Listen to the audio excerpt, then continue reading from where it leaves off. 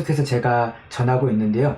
1장부터 4장을 마쳤습니다. 다시 한번 점검했으면 좋겠어요. 우리가 누가복음은 누구를 위해서 쓰였냐면은 그 당시 때 이방인들, 그러니까 이스라엘 백성이 아니라 이스라엘 백성이 아닌 다른 사람에게 예수 그리스도를 전하기 위해서 쓰인 것입니다.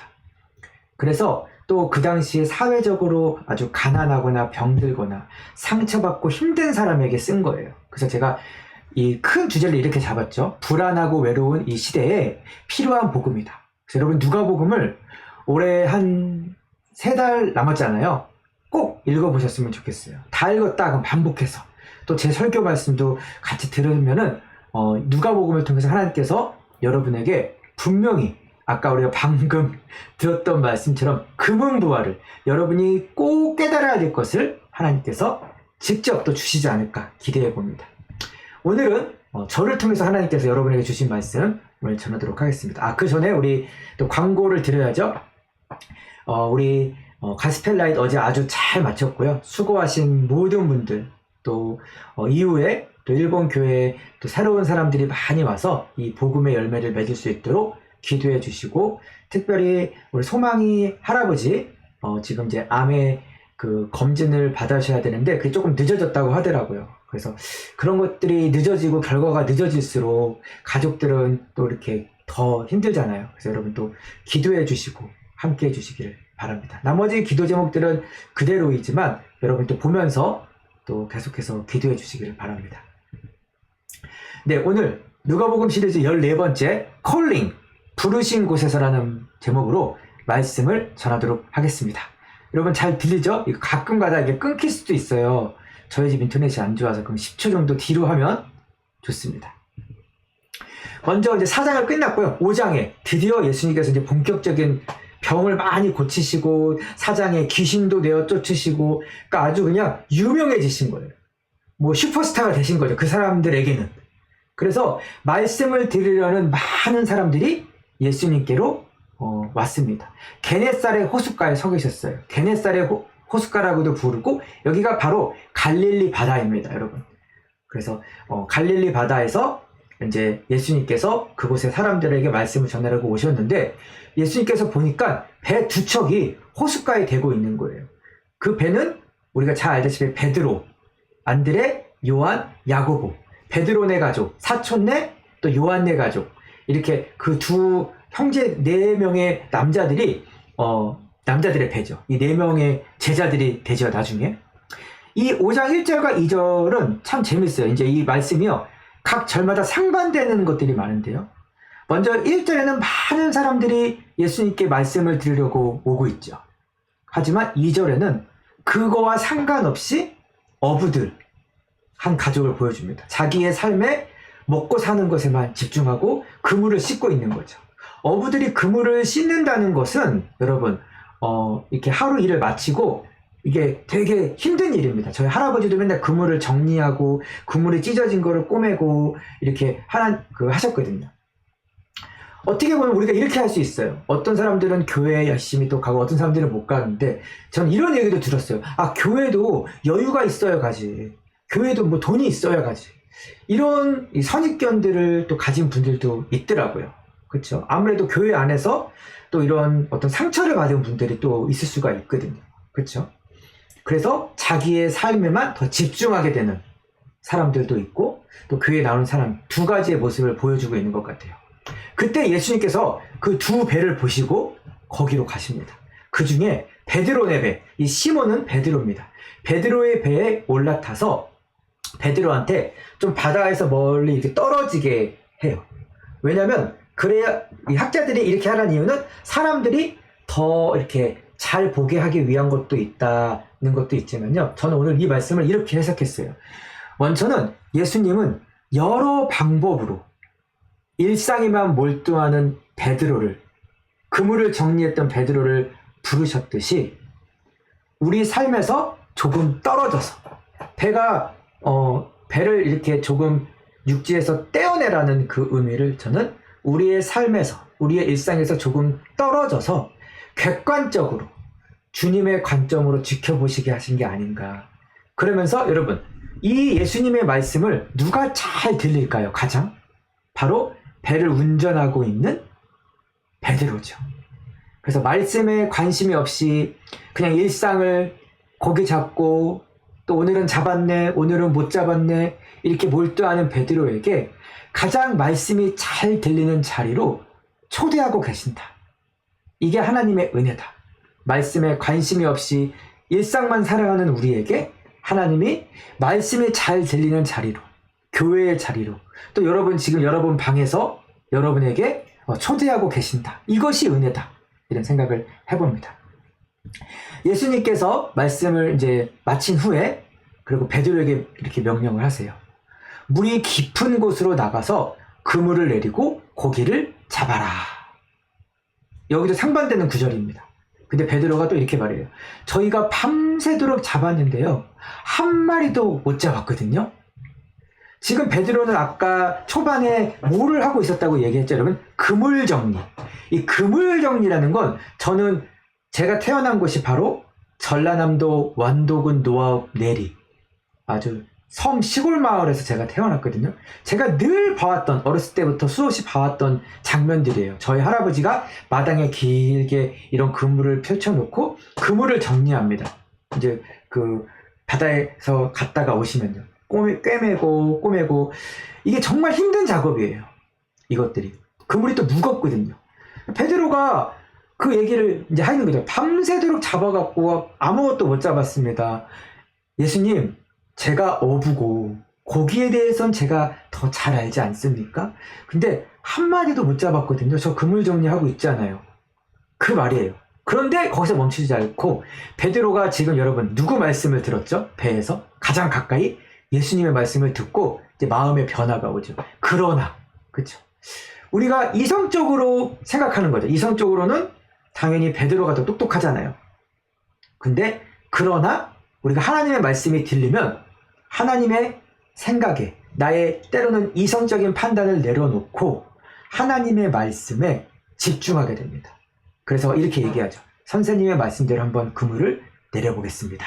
합니다. 베드로는 지금 고기를 한 마리도 못 잡은 상황이죠.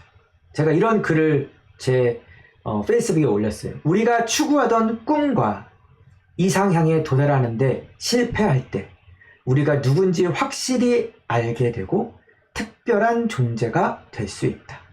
그래서 실패는 우리를 새롭게 만드시는 하나님의 그릇이다.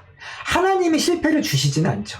하지만 그 실패를 통해서 우리가 새롭게 되는 거예요. 내가 어떠한 존재인지, 내가 얼마나 연약한 존재인지 깨닫게 되는 겁니다. 베드로는 그것을 지금 깨닫고 있는 거예요.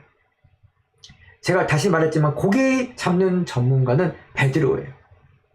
그렇지만 베드로가 그러나 예수님 말씀대로 그물 정리까지 다 끝났지만 다시 한번 가보겠습니다. 이렇게 얘기를 하는 거예요. 그래서 여러분 중요한 겁니다. 신앙이란 이해보다 믿음이 먼저입니다. 이 조그마한 머리로 하나님을 이해한다는 것 자체가 여러분 말이 안 되는 거예요. 우리는 다른 사람을 제가 또 이런 글도 올렸거든요. 온전히 이해할 수 없다. 왜냐하면 나의 경험만큼만 그 사람을 이해하기 때문이다. 다시 한번 설명할게요. 제가 못 올려서. 나는 다른 사람을 온전히 이해할 수 없다. 왜냐하면 내 경험만큼만 그 사람을 이해하기 때문이다. 우리가 다른 사람도 이해하지 못하는데 하나님을 여러분 어떻게 이해를 합니까? 그래서 예수님께서 이해해라 하지 않으시죠. 믿어라 이렇게 얘기하시죠. 왜? 그분은 신이시니까. 이해보다 믿음이 먼저다. 신앙이라. 그리고 또 한 가지. 부르심은, 콜링은 내가 안정되게 누리고 있는 것이 흔들리는 삶의 바닥에서 나를 예수님은 부르신다. 베드로는 그 바닥이 뭘까요? 고기 잡는 거죠. 그들 가족의 생계가 달려있는 거예요. 근데 그것을 하나님께서 흔드시는, 하나님이 고기를 못 잡게 한 거 아닙니다. 여러분 또 오해하시면 안 돼요. 근데 그 상황 가운데 예수님은 베드로를 부르셨듯이 우리를 부르는 거죠. 그리고 거기서 베드로가 예수님의 말씀을 들었죠. 거기서 깨닫고 나의 판단을 내려놓고 순종해야 됩니다. 그러나 선생님 말씀대로 그물을 내려보겠습니다. 그러나 이해는 안 되지만 믿고 하나님의 말씀을 따라 보겠습니다. 그러나 이해는 안 되지만 내가 하나님의 말씀을 듣는 자리에 가서 먼저 하나님의 말씀을 듣겠습니다. 그것이 필요한 거죠. 자, 이런 글도 올렸어요. 머뭇거리는 것은 용기의 부족보다 깨달음의 부족이다. 머뭇거리는 건 용기가 없어서가 아니라 많이 깨닫지 못하는 거예요. 여러분, 집에 불이 났어요. 여러분, 나가는데 용기가 필요합니까? 집에 불이 났는데 밖에 나가는 게 용기가 필요합니까, 여러분? 아, 불이 났구나 깨달았으면 나가게 되는 거죠. 베드로가 그러나 선생님 말씀대로 그물을 내려보겠습니다 이렇게 실행할 수 있었던 것은요, 베드로의 용기가 아니라요, 그 말씀, 예수님의 말씀을 듣고 깨달았기 때문이에요. 신앙은 깨닫고 나의 판단을 내려놓고 순종하는 것입니다. 여러분. 그래서 이제 어부들이 시키는 대로 한번 해봤죠. 같이 가자 해가지고 이제 다시 자기 배만 가는 게 아니라 사촌 요한 야고보의 배까지 해서 아까 그 두 배, 4명의 형제들이 출동을 합니다. 근데 그 말씀대로 했더니 그물이 찢어질 정도로 많은 고기를 잡게 됩니다. 그래서 자기네 배도 힘드니까 다른 배들도 와서 도와주고 이제 배에 아주 가득 차게 됩니다. 우리 삶의 반전은 언제 일어날까요, 여러분? 내 고정관념, 판단, 경험을 내려놓고 그 말씀대로, 하나님의 말씀대로 할 때 이루어집니다.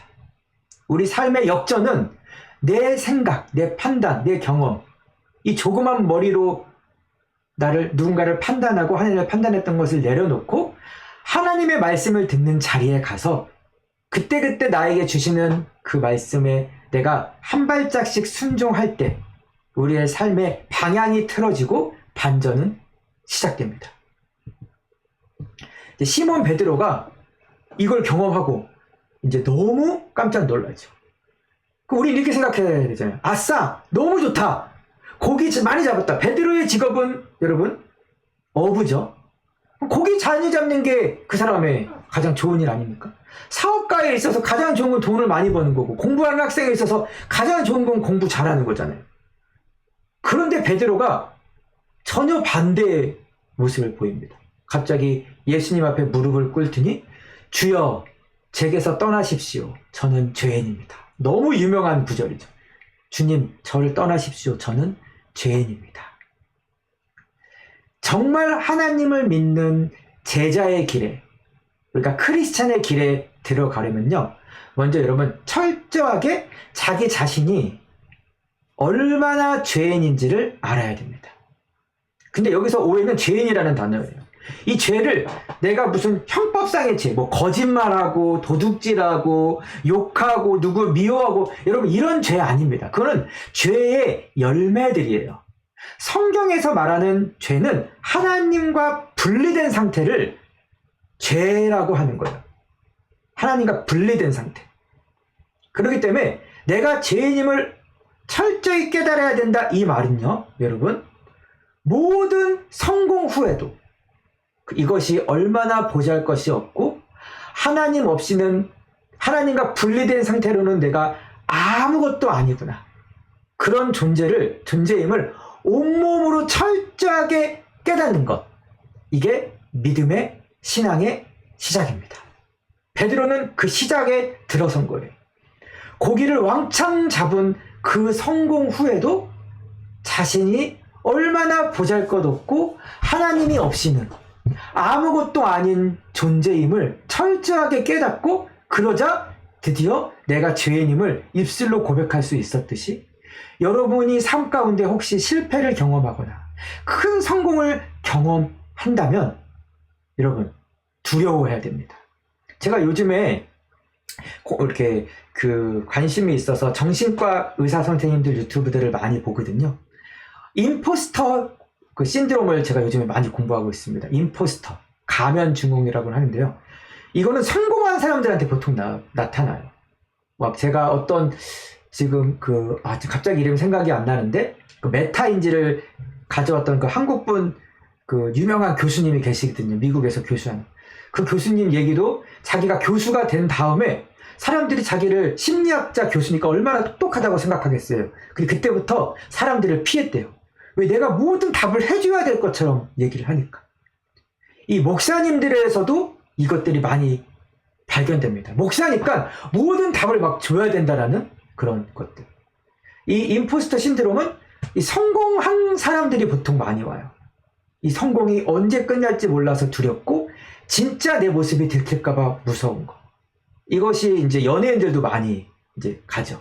그래서 타인의 평가에 대해서 두려움을 느끼고 자기의 능력을 평가절하합니다. 나는 이렇게 못났는데 사람들이 나를 너무 높게 보네. 그러다 보니까 완벽주의가 있고 실수나 실패를 두려워하게 되고 또 성공을 두려워하게 됩니다. 성공하면 사람들이 또 나를 너무 기대하니까. 베드로는 오늘 여러분 어떻게 보면 그물이 찢어질 정도의 성공을 한 거잖아요. 근데 두려움이 왔다는 거예요. 그 두려움을 하나님이 주신 것입니다. 너가 나랑 분리된 상태에서의 모든 성공은 아무것도 아니다. 이야기하고 계시는 거예요. 두드리고 계시는 거예요. 주여, 나는 죄인입니다. 나를 떠나소서. 이게 오늘 말씀의 여러분 핵심입니다. 여러분이 고백해야 될 거예요.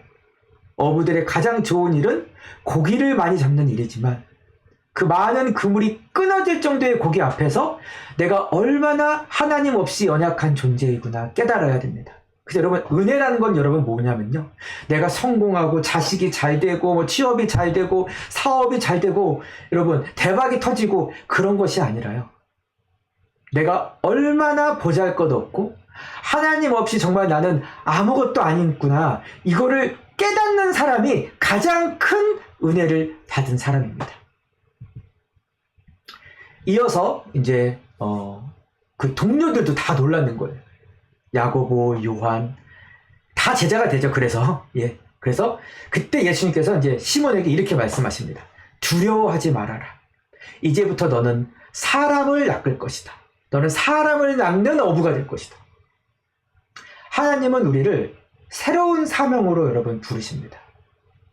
자신만 바라보면서 자기가 먹고 사는 문제에만 몰두하며 살아가던 베드로, 고기 잡고 다음날 일어나서 그물 정리하고 고기 잡고 자기의 먹고 사는 문제에만 집중했던 그 베드로가 이제 고기가 아니라 사람을 낚는 어부로 부르셨다는 거예요. 다른 사람을 보게 하시는 거예요. 나에게서 타인에게로, 다른 사람에게로 방향을, 시선을 바꾸는 것이 여러분 신앙이고 제자의 길입니다. 그래서 제가 지난주에 이런 얘기도 했죠. 삶의 의미를 우리가 찾지 못하고 공허한 이유는 내 안에서만 찾으려고 하기 때문이다. 진정한 삶의 의미는 타인, 다른 사람이죠. 그것도 고통받는 사람들을 돕는 것에 있다. 하나님의 부르심은 나만 바라보던, 나 잘 먹고 잘 살고 나만 바라보던 그 삶에서 다른 사람을, 나의 삶은 때론 그대로일지라도 다른 사람을 바라보게 하는 것입니다. 그래서 우리가 봉사를 하거나 어떤 선교를 가거나 다른 사람을 기쁘게 할 때 오는 더 큰 만족감을 느끼도록 하나님은 우리를 창조하셨죠. 그러자 그들이라고 나오죠. 복수로 베드로, 안드레, 요한, 야고보 이 네 명은 자신들의 배를 무태 대고 모든 것을 버려둔 채 예수님을 따라갑니다. 그들의 직업은 어부였죠. 그런데 사람을 낚는 어부는 컬링, 소명이죠. 영어 단어도요. job이라는 게 있습니다. 커리어, 이거 그냥 직업이에요. 근데 컬링, vocation은요. 나의 모든 걸 바쳐서 가는 거예요. 우리가 그래서 목사라든지 또 의사라든지, 왜냐면 다른 사람을 헌신하는 거잖아요. 자신의 시간을 모두 다 내려놓고 돈은 말지 벌지만 의사라는 직업이 정말 힘들거든요. 그리고 뭐 선교사님이라든지 또 그다음 또 뭐 다른 사람을 볶는 어떤 사회복지사라든지 이런 콜링을 받은 직업들이 있습니다. 여러분, 그래서 예일 대학에서도 한 연구를 했는데요. 직업을 잡이나 커리어로 여기는 사람보다 내 직업을 하나님의 부르심으로 생각하는 사람, 또는 내 직업을 내 모든 인생을 바쳐서 해야 될 것으로 생각하는 콜링으로 생각하는 사람이 직장에서 승진이나 성취도가 훨씬 높았다는 연구 결과도 있습니다. 다르게 생각하는 거죠. 다른 레벨로. 그저 내 직업을 돈을 버는 것이 아니라 누군가를 위한 것이고, 이게 하나님의 부르심으로 생각할 때 전혀 다른 결과가 나오게 됩니다. 우리도 마찬가지로 하나님께서 각자의 삶에서 하나님 여러분을 콜링, 부르십니다. 나만을 바라보던 삶에서 다른 사람을, 그것도 고통받는 사람을 바라보는 삶으로 사람을 낚는, 그 사람을 나에게로 인도하는 어부가 되렴. 주변에 힘들고 고통받는 사람이 있다면 그 사람을 나에게로 인도하는 통로가 되어주렴. 하나님께서 그렇게 여러분을 부르고 계십니다. 그 시작은 먼저 여러분이 철저한 죄인임을 먼저 깨닫는 것에서 시작됩니다. 하나님 없이는 내가 아무것도 아니구나. 이 모든 성공도 실패도 아무것도 아니구나. 그러면 그 자리에서 지금 내가 서 있는 곳이 여러분 바로 하나님이 부르신 곳입니다. 오늘 말씀 여러분 콜링, 부르신 곳에서 여러분을 하나님께서 추수하는 교회로 부르셨고요. 여러분을 여러분이 사는 그 지역으로 부르셨고요. 하나님이 여러분을 캐나다 밴쿠버로 부르셨습니다. 그 자리에서 내가 할 것은 내 가족, 내 자신만 바라보는 삶이 아니라 교회를, 이 지역을, 힘들고 외로워하는 사람들을 바라보는 대로 여러분의 삶을, 콜링을 응답하는 우리 모두가 되었으면 좋겠습니다. 오늘 투데이 키를 전하고 말씀을 마칩니다. 우리 같이 한번 집에서 여러분 한 목소리로 읽겠습니다. 시작. 하나님이 지금 내 자리에서 우리를 부르신다. 인생의 성공과 실패의 각자의 삶 가운데 안정되게 누리고 있는 것이 흔들리는 삶의 바닥에서 하나님 없이는 아무것도 아니라는 우리의 연약함을 보여주시고 어떤 성공도 공허하게 느끼는 것이 우리를 부르시는 하나님의 사인이다. 그 사인은 너만 바라보지 말고 하나님을, 그리고 다른 사람을 바라보라는 부르십니다. 오늘 말씀을 우리 생각하시면서 우리 같이 찬양하면서 기도하도록 하겠습니다. 기도하겠습니다.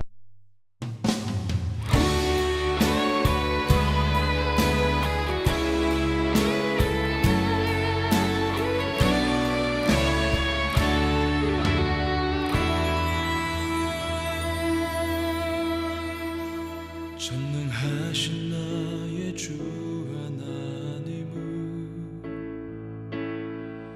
능치 못하실 일 전혀 없네. 우리의 모든 간구도 우리의 모든 생각도 우리의 모든 꿈과 모든 소망도 신실하신 나의 주 하나님은 우리의 모든 괴로움 바꿀 수 있네.